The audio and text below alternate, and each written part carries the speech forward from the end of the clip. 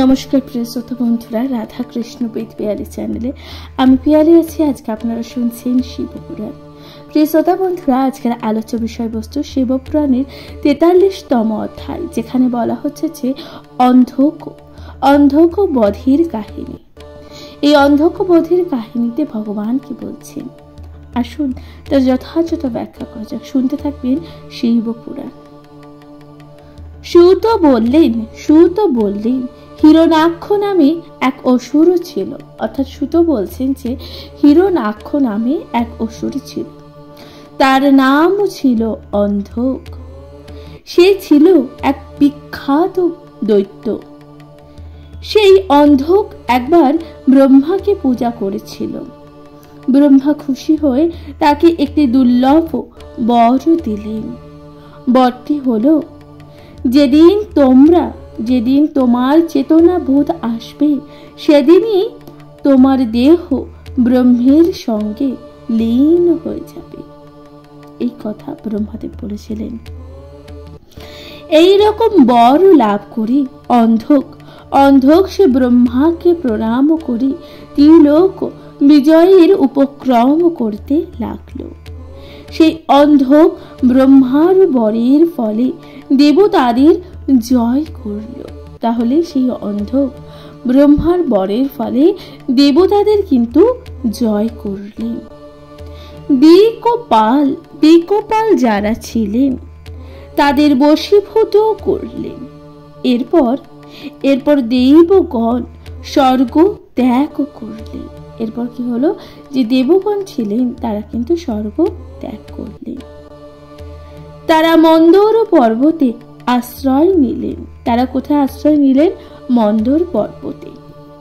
তারপর সেখানে অপেক্ষা করতে লাগলেন। অন্ধক এই কথা শুনল। অন্ধকও তখন এই কথাগুলি শুনল। অন্ধক তার সৈন্যদের নিয়ে দেবতাদের ধ্বংস করার জন্য সেখানে গেলেন। সেখানে দেব ও দানবের অত্যন্ত যুদ্ধ হয়। যুদ্ধে দানবেরা ভীষণভাবে পরাজিত হলো। অর্থাৎ সেখানে কিন্তু সেই দৈত্য এবং দানবদের মধ্যে যে যুদ্ধ হয়, দেবতা এবং দৈত্যদের মধ্যে এক ভীষণ যুদ্ধ হয়, এবং সেই যুদ্ধে কিন্তু সেই যে দৈত্যরা ছিল তারা কিন্তু হেরে যায়, পরাজিত হয়। অনন্তর অন্ধক নদৃশ্য ক্রোণী সমুদ্রের কাছে এক বিরাট গহ্বর সৃষ্টি করল। সে সেই গহ্বরে থাকত। মাঝে মাঝে সেখান থেকে বের হতো। প্রজাদের ওপর অত্যাচার করত। প্রজাদের ওপর তখন সেই অন্ধক অত্যাচার করত। তারপর আবার সেখানে ঢুকে যেত। অন্ধক ছিল অত্যন্ত বলশালী। অন্ধক কেমন ছিলেন? একজন অত্যন্ত বলশালী দৈত্য। গহ্বরটি ছিল 3 যোজন আয়তকার এক নগর কল্প। সেটি দ্বিতীয় স্বর্গের মতো অত্যন্ত সুন্দর দেখতে ছিল। সেখানেই দানব দৈত্যরা বাস করত। তাহলে সেখানে কারা বাস করত? দানব এবং দৈত্যরা। এইভাবে চলতে থাকায় দেবতারা খুব কষ্ট পেয়ে থাকলেন। অর্থাৎ এইভাবে চলতে থাকায় দেবতারা কিন্তু খুব কষ্ট পেলেন। তারা সবাই শিবের কাছে গেলেন। শিবকে সমস্ত কথা জানালেন। ভগবান শিব সব শুনলেন। তিনি দেবতাদের নিজ নিজ সৈন্য আনতে আদেশ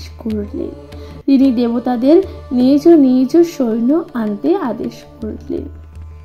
তিনি নিজেও তার লোকজন নিয়ে সেদিকে যাত্রা করলেন। অর্থাৎ তিনি নিজেও তার লোকজনদের নিয়ে সেদিকে যাত্রা করলেন। দৈত্য অন্ধক গহ্বর থেকে বের হলো। তখন দেবতারা গহ্বরকে আশ্রয় করে দৈত্যদের সঙ্গে এক ভয়ঙ্কর যুদ্ধ করলেন। দৈত্যদের প্রধান অন্ধক আঘাত হলো। অন্ধক গহ্বরে প্রবেশ করার চেষ্টা করলে মহাদেব তার ত্রিশূল নিয়ে তাড়া করলেন। সেই অবস্থায় অন্ধক ভগবান শিবকে স্মরণ করতে লাগলেন। সেই অবস্থায় অন্ধক কি করলেন? ভগবান শিবকে স্মরণ করতে লাগলেন। বলতে থাকেছে, শেষ সময়ে তোমার দেখা পেলে সেই সময়ে তোমার মতন হওয়া যায়। তুমি দেখা দাও হে প্রভু, তুমি দেখা দাও। ভগবান শিব তার প্রতি দয়া করলেন। তিনি অন্ধককে তখন বললেন যে বর প্রার্থনা কর। মহাদেবের কথা শুনে দৈত্য অন্ধক বলল, হে দেবেশ, যদি আমার প্রতি দয়া করেন তাহলে এই বর দিন, যাতে আপনাতে আমার ভক্তি থাকে। এখন তো বর লাভ করলাম, পর জন্মেও যেন তাই হয়। মহাদেব তখন বললেন, তাই হবে। এই বলে অন্ধকে গহ্বরের দিকে ছুঁড়ে ফেলে দিলেন। নিজেও মানুষের মঙ্গলের ইচ্ছায় সেখানে থাকলেন। তবে অন্যান্য সব দৈত্যদেরও কিন্তু বিনাশ হলো। জগৎ শান্ত হলো। দেবতা ও ঋষিগণ পরম সুখে নিজ নিজে কাজে মন দিলেন। দেবতা ও ঋষিগণ পরম সুখে নিজ নিজ কাজে মন দিলেন। এখানে একটি সুন্দর শ্লোক আছে যেখানে বলা হচ্ছে যে ইতুক তাং তু সদা দৈত্যং গর্তে চৈব ক্ষিপং তদা সোপি শম্ভু স্বয়ং তত্র সংস্থিত লোক কামায়া দত্তশ্চৈব তদা সর্বে হত্যাস্তথ ক্ষণ মাত্রত। মহেশ্বর সেখানে অবস্থান করতে লাগলেন। মহেশ্বর কোথায় অবস্থান করতে লাগলেন? সেখানে অবস্থান করতে লাগলেন। তিনি অন্ধকেশ্বর নামে বিখ্যাত হলেন। তিনি ওই নামেই পুজো পেয়ে থাকলেন। যে রোজ অন্ধকেশ্বরকে পুজো করে, মাত্র 6 মাসের মধ্যেই তার সকল মনোবাসনা পূরণ হয়। সে ব্যক্তি অতুল সুখ লাভ হয়। তাহলে এখানে কি বলছে যে সেই যে অন্ধকেশ্বরকে যে ব্যক্তি পুজো করে তার কিন্তু 6 মাসের মধ্যে সকল মনোবাসনা পূর্ণ হয় এবং সেই ব্যক্তি অতুল সুখ লাভ করে। প্রিয় শ্রোতা বন্ধুরা, তাহলে এখানে সমাপ্ত হচ্ছে 43 নং অধ্যায়। আশা করছি তা আপনাদের ভালো লাগছে। এর পরবর্তী অধ্যায় অর্থাৎ 44তম অধ্যায় কি বলছেন ভগবান, আসুন তার যথাযথ ব্যাখ্যা করা যাক। শুনতে থাকবেন শিবপুরাণ। কমেন্টে লিখতে ভুলে যাবেন না হর হর মহাদেব। প্রিয় শ্রোতা বন্ধুরা, আপনাদের গুরুত্বপূর্ণ মতামত দিয়ে জানাতে একদমই ভুলে যাবেন না। শুনতে থাকুন শিবপুরাণ।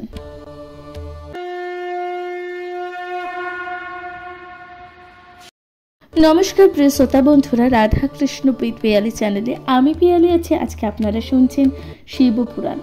প্রিয় শ্রোতা বন্ধুরা, আজকের আলোচ্য বিষয় শিবপুরাণের 44তম অধ্যায়, যেখানে বলা হচ্ছে শিব ভক্ত সুদর্শন। অর্থাৎ আপনারা শুনবেন শিব ভক্ত সুদর্শনের উপাখ্যান, যেখানে বলছেন যে দধিচি নামে এক ব্রাহ্মণ ছিলেন। তিনি ছিলেন অত্যন্ত ধর্মনিষ্ঠ, বেদজ্ঞ ও শিব ভক্ত, আবার অতীব শিব শাস্ত্র পলায়ন। তিনি যাগযজ্ঞ করতেন। প্রতিদিনের বিভিন্ন কাজে তার অত্যন্ত আসক্তি ছিল।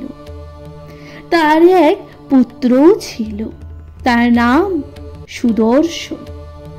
সুদর্শনের এক স্ত্রীও ছিল, তার নাম দুষ্কল্পা। তার খুবই খারাপ বংশে জন্ম হয়েছিল। দুষ্কল্পা স্বামী সুদর্শনকে বশ করে ফেলেছিল এবং তাদের 4টি পুত্র ছিল। সুদর্শন শিব পুজো করতেন। তাহলে সুদর্শন কি করতেন? শিব পুজো করতেন। ব্রহ্মার ছেলে ছিলেন দধিচি।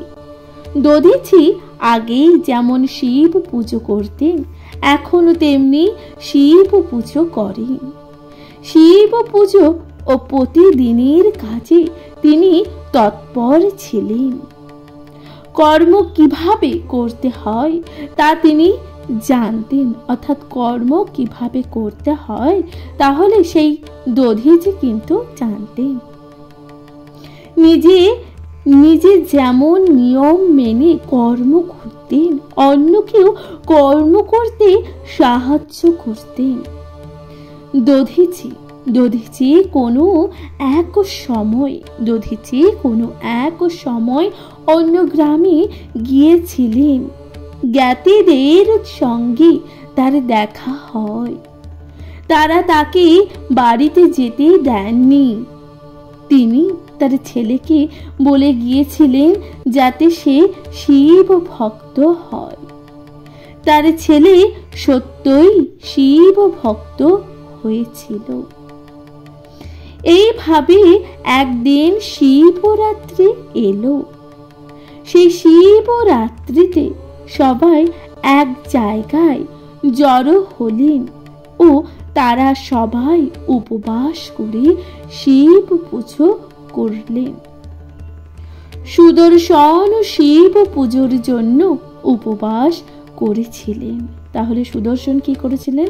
এই যে শিব পুজোর জন্য তিনিও উপবাস করেছিলেন। কিন্তু উপবাস করে রাত্রে স্ত্রী সঙ্গ করলেন। তারপর পুজো করার জন্য শিবলিঙ্গের কাছে এলেন। স্নান না করে শিব পুজো করলেন। সকালে দেখা গেল তার শরীর জড়তে পরিণত হয়েছে। একদা স্বয়ং মহাদেব তাকে দেখা দিলেন। মহাদেব তাকে তিরস্কার করলেন, বললেন, হে দুষ্ট, তুই শিবরাত্রিতে স্ত্রী সেবা করে স্নান না করে আমার পূজা করলি। তুই যখন জেনে শুনে এই কাজ করলি তখন তুই জড়ো হয়ে থাক।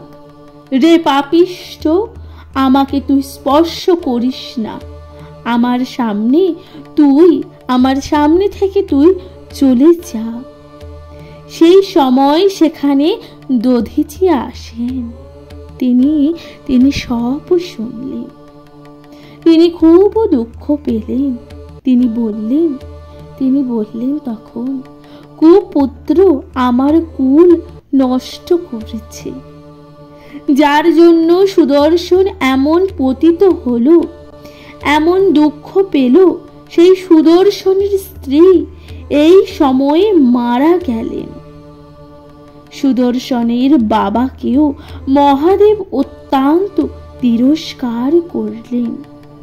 তিনি অত্যন্ত দুঃখ পেলেন। কিন্তু শিবকে সন্তুষ্ট করার জন্য তার আবার পুজো শুরু করলেন। সুদর্শন তার স্ত্রীকে অভিশাপ দিলেন, এই বলেছে সে পরজন্মে অসতী হবে। এবার বাবাও তার ছেলের জন্য গিরিজাকে পুজো করলেন।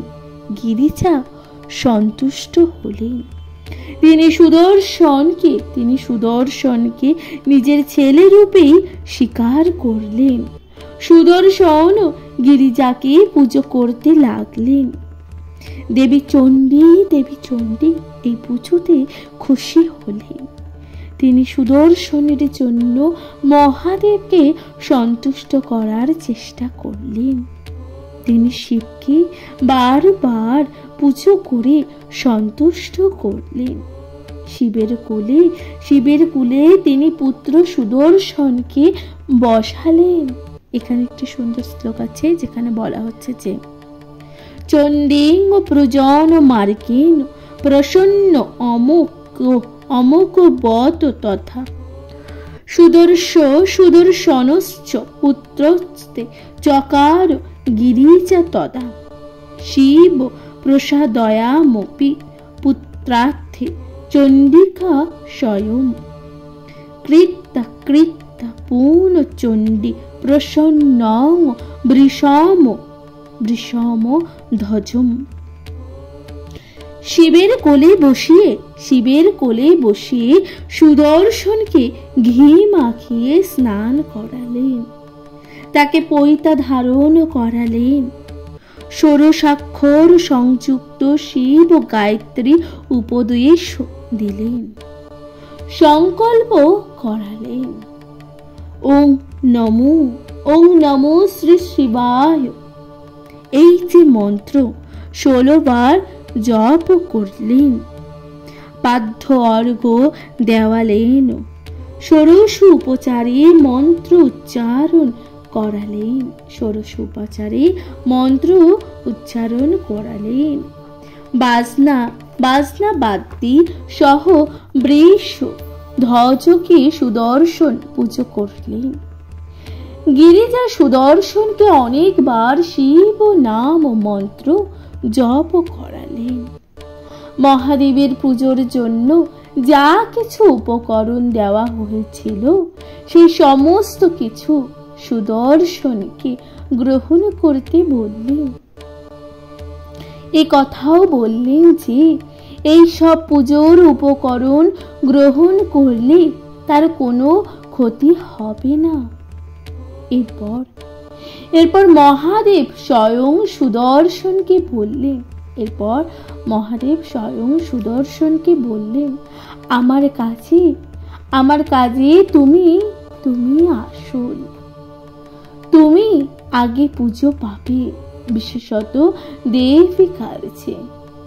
কৃচ্ছ সাধন করে যে প্রজাপত্য ব্রত করা হয় তার ফল এবং তোমার পুজো যেখানে ফল একই হবে। তোমাকে যেখানে পুজো করা হবে না সেই পুজোর ফল কিছু হবে না। তুমি যেখানে থাকবে আমার পুজো সেখানেই সম্পূর্ণ হবে। সুদর্শনের 4 ছেলেকে শিব চারিদিক অভিষেক করলেন। সুদর্শনকে এই বলে উপদেশ দিলেন যে তুমি বর্তুকালাকার তিলক করবে, স্নান করবে, শিব সন্ধ্যা করবে, শিব গায়ত্রী জপ করবে, এইভাবে আমার সেবা করবে। বংশের জন্য উচিত যে কাজ তাই করবে, বেদ মন্ত্র পাঠ করবে না, তোমার যজ্ঞ মন্ত্রই পাঠ করবে। এই কথা কাকে বলছে? সুদর্শনকে। শিব এইভাবে সুদর্শনকে ছেলে বলে গ্রহণ করলেন। তার 4 ছেলেকে অনেক কৃপা করলেন। মহাদেব বললেন তখন, তোমাদের মধ্যে একজন বটুক যদি উভয় সৈন্যের মধ্যে এক পক্ষ থাকে তবে সেই পক্ষের জয় হবে। তোমরা যেখানে পুজো পাবে তাতেই আমার পুজো হবে। তারা শিব ও শিবায় আশীর্বাদ পেয়ে বটুক নামে প্রসিদ্ধ হল। যেহেতু তারা তপভ্রষ্ট হয়েছিল এই জন্যই তপবন তপধন আখ্যা পায়। শিব ও শিবায় কৃপায় তারা পুজো পেল। আগে তাদের পুজো, পরে মহাত্মা শঙ্করের পুজো হবে। তাদের পুজো আগে না হলে শঙ্করের পুজো হবে না। বটুক শুভ হোক বা অশুভই হোক তারা গ্রহণযোগ্য। এখানে বলছে যে কি বটুকও শুভ হোক কিংবা অশুভ তারা কিন্তু গ্রহণযোগ্য। প্রজাপত্য ব্রততে ব্রাহ্মণ ভোজন যে ফল হয় বটুককে ভোজন করালে তার থেকে বেশি ফল লাভ করা যায়। শিব সেবায় কাজে বটুক পুজোর বিশেষ ফল হয়। এখানে একটি সুন্দর শ্লোক আছে যেখানে বলা হচ্ছে যে প্রজাপত্য ভোজ্য চ বটুরেক বিশেষ দেব শিবৈ অশ্চ তদা কার্যে বিষয় দৃশ্যতে ত্রিহ। হে ঋষিগণ এ বিষয়ে একটি ইতিহাস আছে। এ বিষয়ে কি আছে? একটি ইতিহাস আছে, আমি বলছি আপনারা শুনুন। একথা সুত বললেন। অন্ধকেশের কাছাকাছি কোনো নগরে ভদ্র নামে এক রাজা ছিল। অন্ধকেশের কাছাকাছি কোনো নগরে ভদ্র নামে এক রাজা ছিলেন। তারা প্রজাপত্য ব্রতে ব্রাহ্মণ ভোজনে যা হয়েছিল তা বলছি, আপনারা তা শুনুন। শিব সেই রাজাকে একটি ধ্বজা দান করেছিলেন। শিব তাহলে সেই রাজাকে একটি ধ্বজা দান করেছিলেন। তিনি বলেছিলেন যে আমার কাজ ও প্রজাপত্য ব্রত সম্পূর্ণ হলে সকালে এই ধ্বজাকে উপরে তুলে রাখলে রাত্রে পড়ে যাবে, না হলে রাত্রে পড়বে না। রাজা সেই থেকে প্রতিদিন প্রজাপত্য শিব ব্রত করতেন। খুব সকালে তিনি ধ্বজা তুললেন। কাজ সম্পূর্ণ হলে রাত্রে ধ্বজা নিচে পড়ে যেত, তা না হলে ধ্বজা কিন্তু পড়তো না। এক সময় এখানে বটুকেশ্বর ভোজন করা কাজ সম্পূর্ণ করা হয়। রাজা তাকে ভোজন করিয়ে পাঠিয়ে দিলেন। অন্যান্য ব্রাহ্মণগণ ভোজন শেষ না হলেও ধ্বজ দণ্ড পড়ে গেল।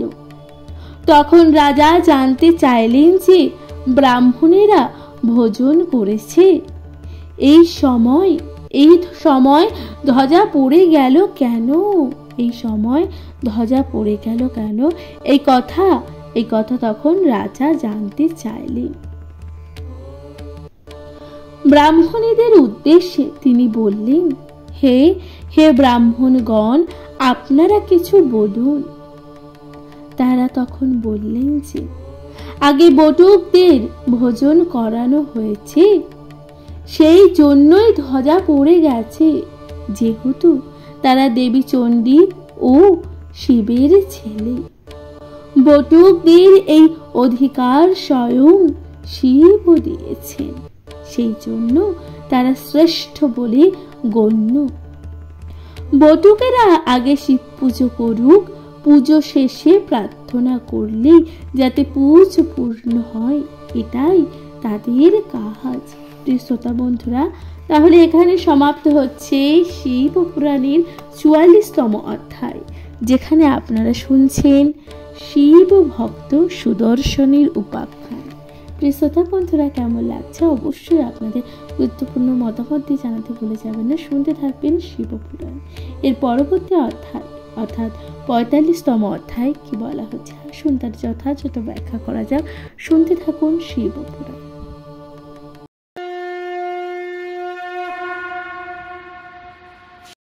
নমস্কার প্রিয় শ্রোতা বন্ধুরা, রাধা কৃষ্ণ উইথ পিয়ালি চ্যানেলে আমি পিয়ালি আছি। আজকে আপনারা শুনছেন শিব পুরাণ। প্রিয় শ্রোতা বন্ধুরা, আজকের আলোচ্য বিষয়বস্তু শিব পুরাণের 25তম অধ্যায়, যেখানে আপনারা শুনবেন সোমেশ্বর শিবের মাহাত্ম্য। তাহলে সোমেশ্বর শিবের কি মাহাত্ম্য শুনুন। যেখানে বলা হচ্ছে যে দক্ষের 27তম সন্তানের জন্ম হয়। এই সন্তানগুলো ছিলেন সবই কন্যা সন্তান। মহামতি দক্ষী, মহামত দক্ষ তার অশ্বিনী, ভরিণী, কৃত্তিকা এবং প্রভৃতি 27টি কন্যাকেই চন্দ্রকে দান করেছিলেন। 27টি কন্যা চন্দ্রকে স্বামী রূপে পেয়ে খুবই সৌভাগ্যবতী হয়েছিলেন।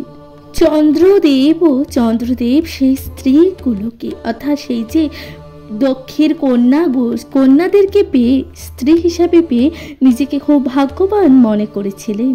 পরস্পর যেন পরস্পরের পরিপূরক হয়ে উঠেছিলেন।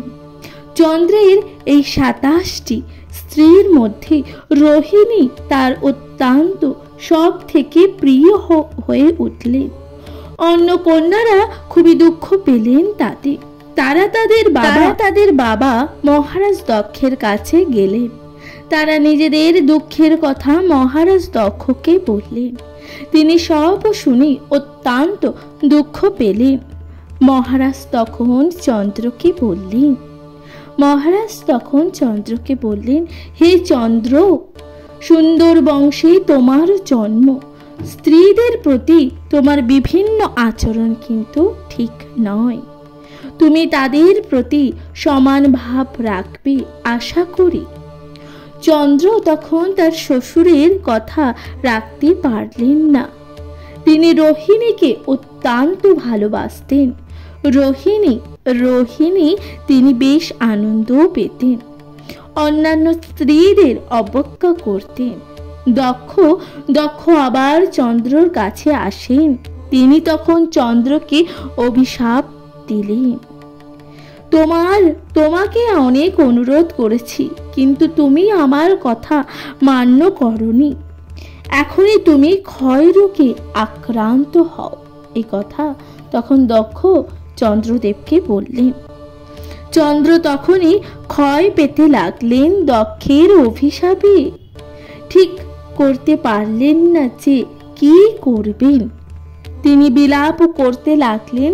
শুধু তাই নয়, চন্দ্রকে ক্ষয় পেতে দেখে দেবতাগণ ও প্রাচীন ঋষিগণ, গান্ধর্ব, অপ্সরা সবাই দুঃখ পেলেন। তারা নিজেদের মধ্যে চন্দ্রের এই অবস্থান দেখে বলতে লাগলেন, হায়, এখন কি করা উচিত? কি করলে চন্দ্র এই অভিশাপ থেকে মুক্তি পাবে? তারা মিলিতভাবে পিতামহ ব্রহ্মার কাছে গেলেন। সমস্ত কথা ব্রহ্মাকে জানালেন। ব্রহ্মা তখন বললেন, এমন খারাপ কাজ করেছেন দক্ষ, কেন করলেন? চন্দ্র অতি খারাপ স্বভাবের ঠিকই, কিন্তু দক্ষ এমন কাজ বা করবেন কেন? চন্দ্র আগে অনেক গর্হিত কর্ম করেছে। এই কথা ব্রহ্মদেব তখন বললেন। প্রিয় শ্রোতা বন্ধুরা, আপনারা শুনছেন 45তম অধ্যায় প্রথম পর্ব, যেখানে বলা হচ্ছে সোমেশ্বর শিবের মাহাত্ম্য। এই পর্বটি এখানে সমাপ্ত হচ্ছে। দ্বিতীয় পর্ব, যেখানে বলা হচ্ছে যে দুশ্চরিত্র চন্দ্রের কাহিনী। তাহলে চন্দ্রকে এখানে কেন দুশ্চরিত্র বলা হচ্ছে তার উপাখ্যান আপনারা শুনবেন। শুনতে থাকুন শিবপুরাণ। চন্দ্র একবার বৃহস্পতির বাড়ি যায়। সেখানে গিয়ে সে বৃহস্পতির স্ত্রী তারাকে চুরি করে। এই ঘটনায় দেবতাদের সঙ্গে তার যুদ্ধ হয়। সৈন্য দল হিসাবে তার সঙ্গ ছিল সমস্ত দৈত্য। ব্রহ্মা অত্রি তারাকে ফিরিয়ে দিতে অনুরোধ করলেন। তার ফলে চন্দ্র তারাকে ফিরিয়ে দেন। কিন্তু বৃহস্পতি জানতে পারেন যে তারা গর্ভবতী। সেই জন্য তিনি তারাকে ফিরিয়ে নিতে অস্বীকার করেন।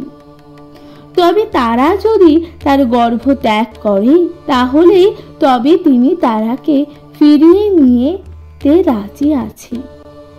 তারপর তারার গর্ভপাত করানো হয়।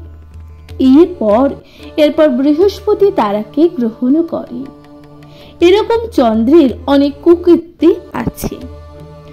ব্রহ্মা এরপর দেবতা, ঋষি, কিন্নর, অপ্সরা সবাইকে আশ্বস্ত করলেন, এই বলে যে চন্দ্র যেন প্রভাস ক্ষেত্রে গিয়ে শিবের আরাধনা করে। একমাত্র শিবই পারেন চন্দ্রের এই সমস্যা থেকে তাকে উদ্ধার করা। এদিকে দক্ষ অভিশাপ দিয়ে চন্দ্রকে ক্রমশ ক্ষীণ হতে দেখে অত্যন্ত উদ্বেগের সঙ্গে দিন কাটাচ্ছিলেন। যাই হোক এবার সবাই মিলে চন্দ্রকে নিয়ে সরস্বতীর তীরে প্রভাস ক্ষেত্রে গেলেন। চন্দ্র সেখানে একটি গর্ত তৈরি করলেন। সেই গর্তের ভিতর তিনি পার্থিব শিবলিঙ্গে শিবের কাছে মৃত্যুঞ্জয় মন্ত্রে পুজো করতে লাগলেন। তিনি এইভাবে 6 মাস একটানা শিবের আরাধনা করতে থাকেন এবং মৃত্যুঞ্জয় মন্ত্র দিয়ে বৃষভ ধ্বজকে পুজো করলেন। 10 কোটি বার মৃত্যুঞ্জয় মন্ত্র জপ করলেন। তাতে শঙ্কর তখন প্রসন্ন হলেন। প্রসন্ন হলেন। তিনি চন্দ্রকে বললেন, হে চন্দ্র তোমার কি প্রার্থনা, তুমি তা বলো। এই কথা তখন মহেশ্বর চন্দ্রদেবকে বললেন। চন্দ্র প্রসন্ন চিত্তে বললেন, হে দেব আপনি যখন আমার প্রতি প্রসন্ন হয়েছেন তখন আপনি আমায় ক্ষমা করুন, আমাকে এই ক্ষয় রোগ থেকে মুক্ত করুন। এই কথা কে বলল? এই কথা তখন চন্দ্রদেব মহেশ্বরকে বললেন। মহাদেব সেই উত্তরে বললেন, মহাদেব বললেন, হে চন্দ্র, কৃষ্ণ পক্ষে তোমার কলার প্রতিদিন ক্ষয় হবে, তবে শুক্ল পক্ষে তা সেই কলার আবার ক্রমবৃদ্ধি হবে। এই কথা তখন বলল। মহাদেবে প্রসন্ন হয়ে এই রকম বর দেওয়ায় দেবতা ঋষিগণ সবাই খুব খুশি হন। তারা চন্দ্রকে আশীর্বাদ করেন। তারা ভগবান শিবের কাছে এই প্রার্থনা করেন যে, হে স্বামী, দেবী উমার সঙ্গে আপনি এখানে অবস্থান করুন। এই কথা তখন সকলেই মহেশ্বরকে অনুরোধ করলেন। চন্দ্র ভক্তি ভরে পুজো করে শিবকে সেখানে প্রতিষ্ঠা করেন। প্রভু নিরাকার হয়ে সকার হিসাবে এখানে অবস্থান করতে থাকেন। তিনি অত্যন্ত খুশি হয়ে সেই জায়গাটি অতি উত্তম এক যজ্ঞের জায়গায় পরিণত করেন। চন্দ্রের নাম অনুসারে মহাদেব এখানে সোমেশ্বর নামে পরিচিত। তাহলে চন্দ্রদেবের নাম অনুসারে মহাদেব এখানে সোমেশ্বর নামে পরিচিত আছেন। এখানে একটি সুন্দর শ্লোক আছে যেখানে বলা হচ্ছে যে, চন্দ্রস্য যশস্য তত্র নার্মা চন্দ্রস্য বৈশ্বরম সোমেশ্বরস্য নামস্য বিখ্যাত ভুবনত্রয়ে। প্রিয় শ্রোতা বন্ধুরা, এই যে শ্লোকটি এখানে আছে, এই শ্লোকের অর্থ কি? চন্দ্র হলেন ধন্য ও কৃতার্থ, যেহেতু মহাদেব স্বয়ং তার নামে জগৎ সংসারকে পবিত্র করে এখানে অবস্থান করেছেন। সেজন্য সেখানে একটি চন্দ্রকুণ্ড প্রতিষ্ঠা করা হয়। এই পাপ নাশক বিখ্যাত চন্দ্রকুণ্ডে যে স্নান করবে সে সকল পাপ থেকে মুক্ত হবে। এই কথা তখন মহেশ্বর বললেন। তার সকল রোগের শান্তি হবে। আবার যদি কেউ একটানা 6 মাস এই চন্দ্রকুণ্ডে স্নান করে তাহলে তার যে কোনো অসাধ্য রোগ নিরাময় হবে, এমনকি কুষ্ঠ রোগ ভালো হবে এই চন্দ্রকুণ্ডে স্নান করলে। শুধু তাই নয় এই প্রভাস তীর্থ প্রদক্ষিণ প্রদক্ষিণ করলে পৃথিবী ভ্রমণের ফল পাওয়া যাবে।